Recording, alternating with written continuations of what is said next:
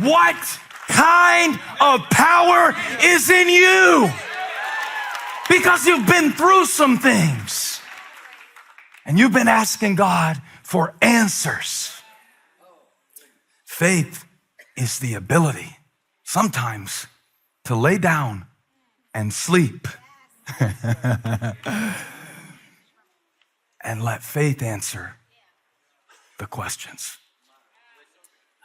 I'm picturing Peter sleeping, and I'm realizing in Scripture that this is not the first time that we've seen Peter asleep in the Bible.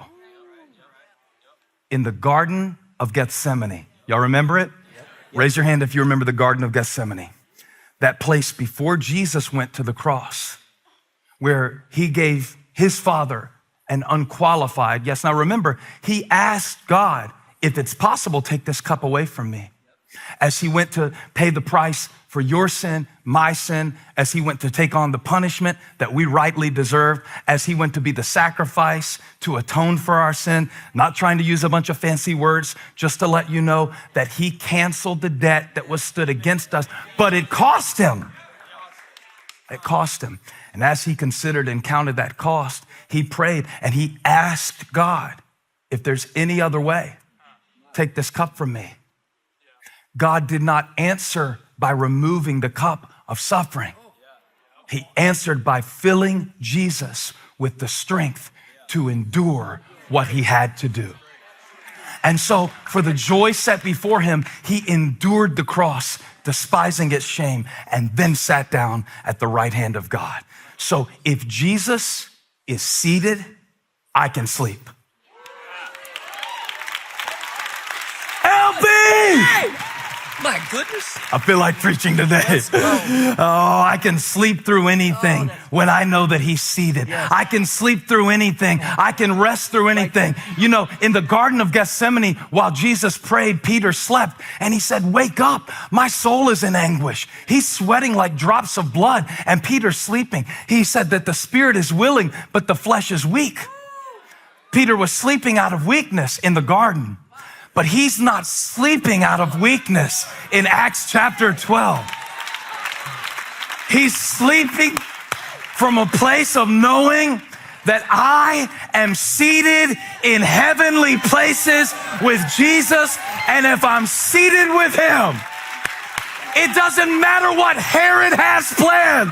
It matters what God has purpose for my life. That's how he slept. All right. I need to sit y'all down before LB tackles me on this stage. I'm good with y'all. I might call you back. I might not. I hadn't decided yet. But no matter what we come to this text in Acts chapter 12 looking for, we certainly find an incredible picture of persistence. Persistence. On one hand, the passage is about peace, that Peter has peace to sleep on the worst night of his life. And y'all, they didn't have Lunesta in Acts chapter 12. Isn't that the sleep medicine? Peter didn't even have a white noise on his iPhone to put on. The white noise app. I'm thinking that this is a passage about peace and persistence. Remember, it said the church was earnestly praying. I think the word earnestly is important because let's be honest, and I know there's like 5 prayer warriors in this room, but for the other thousands of us, we passively pray. Okay, I'm gonna say it stronger because y'all are real fake right now. We worry out loud and call it prayer. Too strong. Back it off, back it off. It's a damn celebration. We give God our grocery list like he's Instacart. Holly said last week or whatever week she preached, she said, that was such a good thing she said, telling God what to do is not praying. I was like, who are you? I like what you just said, and you are right, and I have done that. And it's exactly right. You notice the church is praying for Peter, but it doesn't say what they were praying about for Peter. And remember, although the passage gets kind of funny, it doesn't start funny. It not only takes place in a time of famine. There was a famine in Acts chapter 11 you can read about. But if this is chronologically the next thing in sequence, then at the same time that the church in Jerusalem is recovering from famine, Herod is persecuting the church, and he has just killed James. Do you think the church prayed for James? So understand, when it says they are earnestly praying for Peter, that takes more faith when you've just lost James. Have you ever had to pray and ask God and believe God and trust God when he didn't answer the last thing that you prayed for? That's hard. Whether we will admit it or not, our faith deteriorates when our expectations are not met. I wrote a book called Sun Stand Still early in the church. Y'all didn't even read that one? Go get that book. And you will hear my version of faith before I lost my dad to ALS. I don't take it back. I believe God can do anything. I haven't changed what I believe about God. It's just that on the other side of some unanswered prayers, because you don't think I asked God to heal my dad? You don't think I asked him for a miracle and sat by his bed and watched him breathe his last breath anyway? And then it becomes a challenge because the next time you're faced with something that seems impossible, you are tasked with having to believe God on the other side of your last unanswered prayer.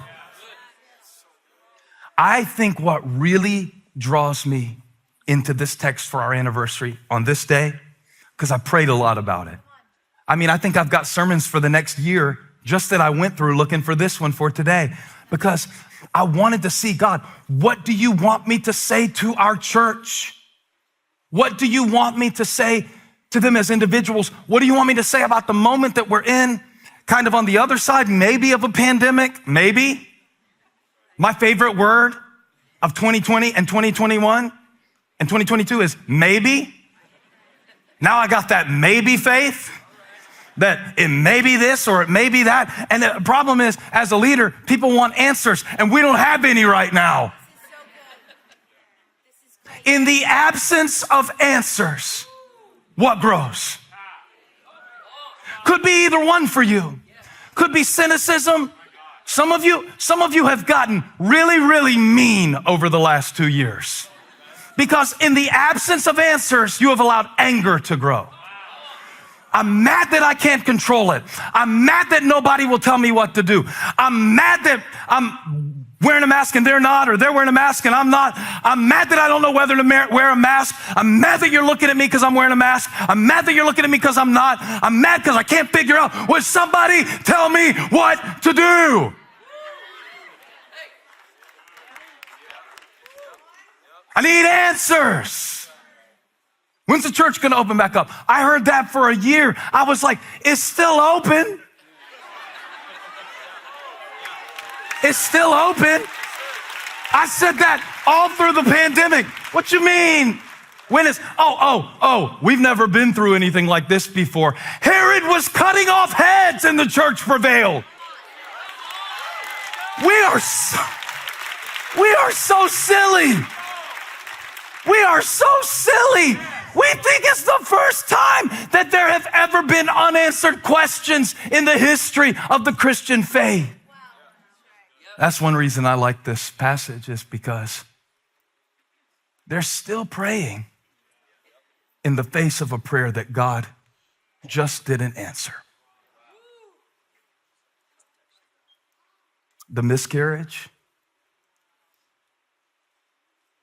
the end of the relationship, the addiction that they went back to, the relapse. Gives it a little different shade of meaning, doesn't it, when I said the church is earnestly praying to know that James just had his head cut off, and there's no expectation that anything different will happen to Peter. That's a dangerous place, because in that place, if the devil knocks in that place and tries to tell you, this is how it will always be, you can't really believe all that stuff that you were singing about mountains moving and chains breaking. God doesn't really do that stuff, or he does it for other people or not for you. It can deteriorate your faith.